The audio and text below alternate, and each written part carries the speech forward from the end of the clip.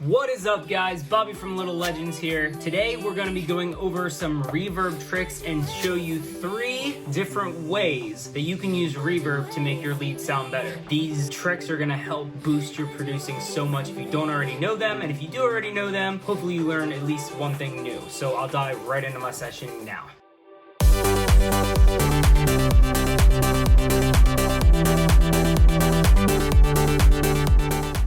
All right, so I kind of laid out just a general formula. I'll show you what the bass line sounds like and then a general melody as well.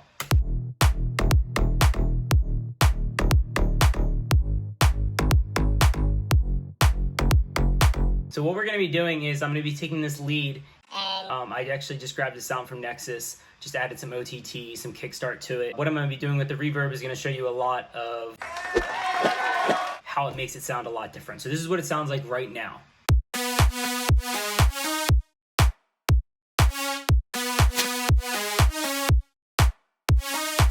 So what we're gonna be doing is I'm gonna show you some reverb tricks. Tip number 1 is to sidechain the reverb to the signal itself so that every time that the lead hits, the reverb ducks in volume. So it makes your lead appear a lot brighter. I'm gonna show you how to do this right now. You're gonna send this to a random bus. Let's call it bus 10, right? We're gonna change this bus track to a pre-fader track. Now we're gonna go in here and we're gonna send this to another bus. Let's call it bus 15. And we're gonna name this bus Verb Lead. We're gonna set our reverb.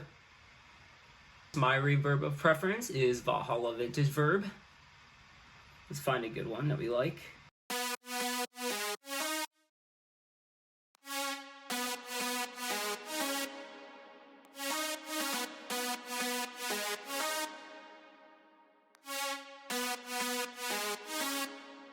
I kind of like just the standard right now, so this is fine. So what you're gonna do is now that you have this pre-fader bus turned on right here, we'll call this Sidechain Reverb. Basically, you're gonna go to your verb bus for the lead, and you're going to put a compressor on it. I use that filter. You're gonna go up to the sidechain section, you're gonna bus it, and you're gonna bus it to that pre-fader over here. So for mine's 10, so I'm gonna bus it to 10.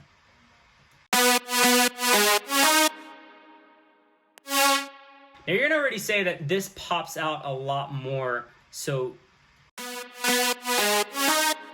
now we're gonna have to turn this threshold down.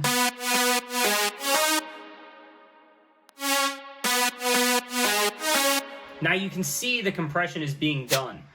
I always work with, let's try this.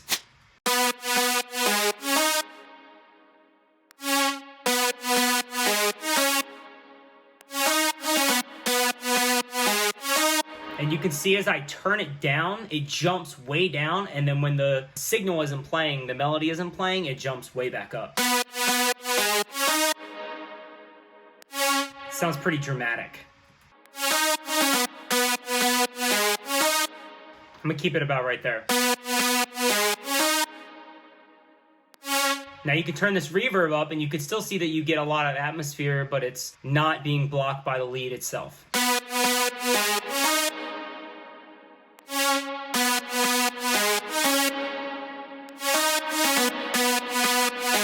If I didn't have that on, watch what happens.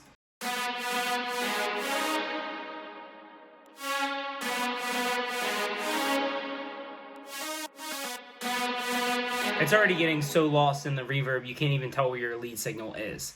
So the more you turn this volume up knob, the more the dramatic of the lead is going to be present, and the less the reverb is going to be present, and then vice versa. If you turn it down, more of your reverb is going to be present and more of your lead is going to be present. So just kind of find what your preference is and what you like.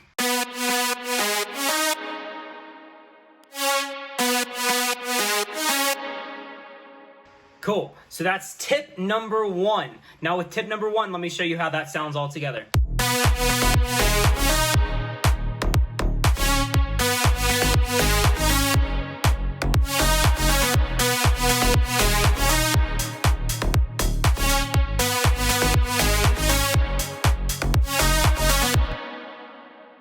number 2 is going to be automating your reverb. Now this is my favorite tip because it gives you the most control over the reverb in your leads. So I think this tip is really cool. So how I like to do it is, let's first of all turn all this off again. So what we have is a standard reverb.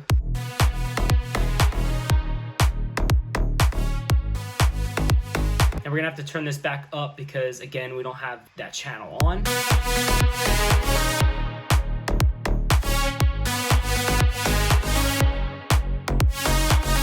Now, you remember, if we had this bus signal on, we'd be having that reverb duck every time. But what we want to do is something a little different. We want to get a little bit more creative with it, and we want to kind of like have our automation help us create some kind of melody along with that. So what I like to do is I like to solo the kick and the lead by itself.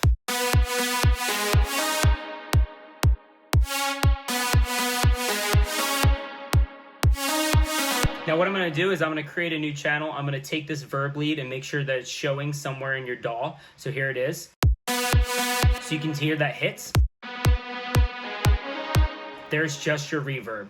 So what I'm going to do is the easiest way to do this is to automate the volume. Just like you were to automate a volume of a lead, you can also automate the volume of the verb. So if you turn all this down, there's no reverb at all. But if we go back up to 0, there it is again. So what I'm going to do is I'm going to try to make this pretty dramatic right now so I can hear the reverb better. There we go. Okay, so what I'm going to do is I'm going to take this volume automation knob and I'm going to look at the pattern that I'm using, and then depending on the pattern, I want the reverb to kick through when there's no notes going on, but I want it to kind of duck a little bit when there are notes going on. Kind of similar using that theory before where we were having the reverb duck every time the note hit with that bus channel. This is going to be very similar, but we're going to be doing it kind of on our own, automating it. So this is kind of cool.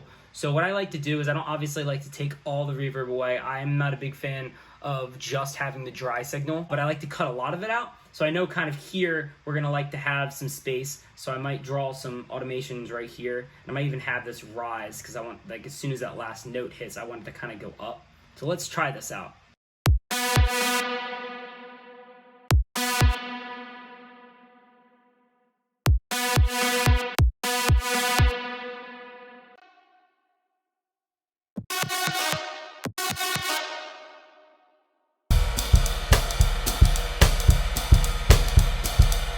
So what I like to do is I like to have some of these notes reverbed out, even though they're changing, so not every note needs to hit. It's just kind of something I like to do with my melody. I think it's kind of cool. You can take this trick for what it is, use it, don't use it. but check this out. So I'm gonna have this go down, I want this to duck, and then I want this to duck even more because I want this to kind of punch through, and then over time I want it to kind of dissipate. So kind of like this. And I might make it a little less dramatic than that.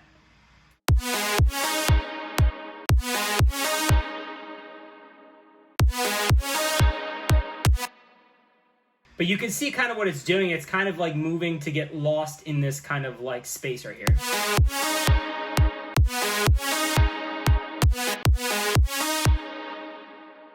And let's turn it up a little bit.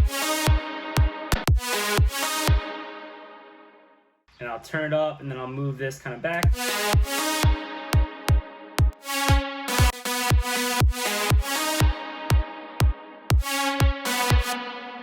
So that's kind of cool. So check this out.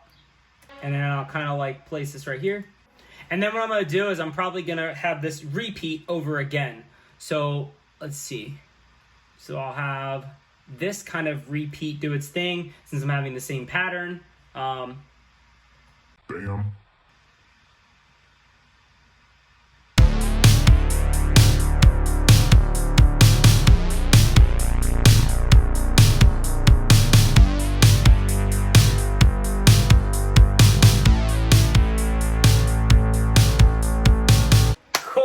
After about 10 minutes or so, I got kind of something that I kind of like. So here's, I'm going to show you with the kick and then what it sounds like in the mix. But this is automating your reverb, taking the time to allow that kick to push it down every time a note hits, have that reverb duck a little bit, and then cover up some of the open spaces where you don't have MIDI.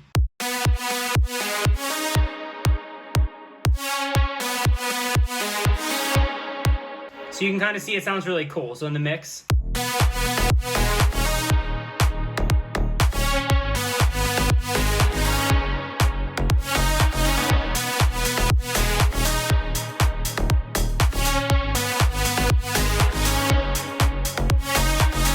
And obviously this is not perfect, but in a perfect world, you'd be able to control every aspect of it, which is what you can do with the Verb lead automation. So that's why I really like this tip. And tip number 3, which is a bonus tip, is how you can use reverb directly on the track, which is super cool. There's a lot of different things you can do. So I'm gonna show you 2 ways that you can use reverb directly on the track to make your lead sound uniquer. So what we're gonna have now is we're gonna have the kick and we have the lead. And what I'm gonna do is I'm gonna throw a reverb track directly on it, which now if you're throwing a reverb track directly on your lead channel, it's going to get lost because you're basically taking the dry signal and replacing it with a different signal. So it's going to be a wet signal, listen. It sounds like it's lost in space, which in usual, if you want your lead to stick out, is not a great idea, but there are some really cool uses for this that I'm gonna show you. The first one is to put a plate on it to give it kind of a new life. So what I like to do is use some of these. So there's a tight plate I like.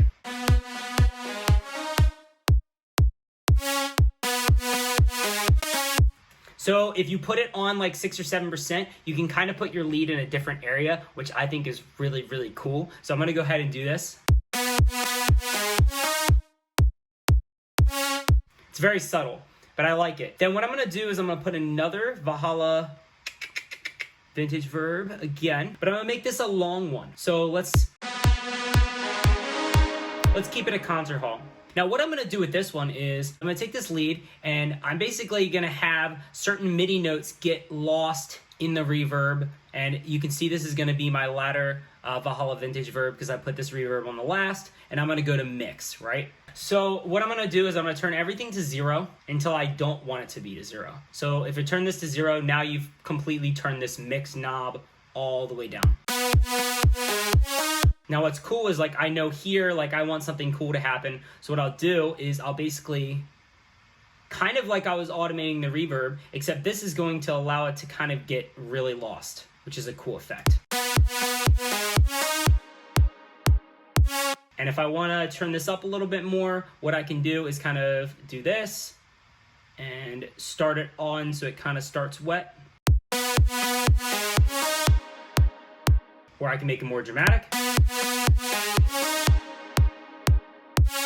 So as you see, that is a cool kind of effect that you can use because you can basically put it on whatever notes you want. There are no rules to it. So those are 3 different reverb tricks that you can try. So we've got number 1 is to sidechain it to the signal, which helps for the reverb when it's directly ducking every single time that that lead hits. Tip number 2 is to automate your reverb, and that's basically gonna give you a lot more control over the sound that you want, and it also kind of helps you use the reverb to play alongside with your melody. Tip number 3 is to basically use the reverb directly on the track. If you're trying to give it some life, you could put it to a low percentage, set it between 6 and 10, kind of use a really tight plate, and that'll help kind of breathe new life into it. And then you can also use another vintage verb or reverb, and you can basically set certain notes so they kind of get lost in it if you're trying to go for a little bit atmospheric effects for certain notes. So those are 3 tips that you can use in your production to make your production better,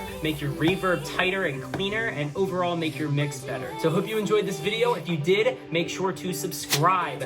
Make sure to check out our music on Spotify. We'll link that right after the video, and hope you guys have a wonderful week, and catch you next time.